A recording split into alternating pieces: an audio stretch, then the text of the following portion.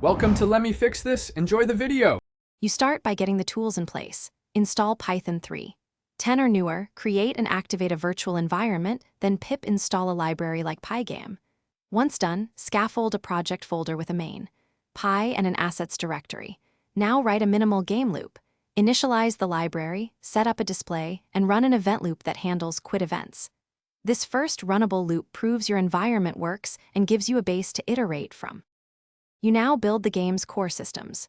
Create classes or an entity component structure for actors, and implement input handling that maps keys to actions.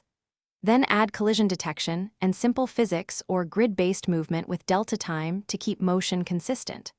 Once the logic is reliable, implement rendering layers so UI, effects, and sprites draw in order, and optimize with simple batching. Make sure to separate update and render steps. You complete the game by polishing UX. Add menus, options for resolution and volume, save/load, and integrate sounds and particle effects. Once content is ready, package the app with PyInstaller or create a distribution wheel for cross-platform testing, and verify input from keyboards and controllers. Finally, playtest and profile performance to find hotspots.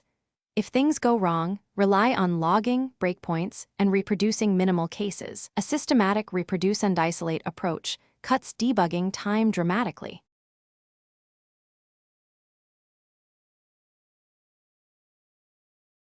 Thanks for watching. If you found this helpful, don't forget to like and subscribe.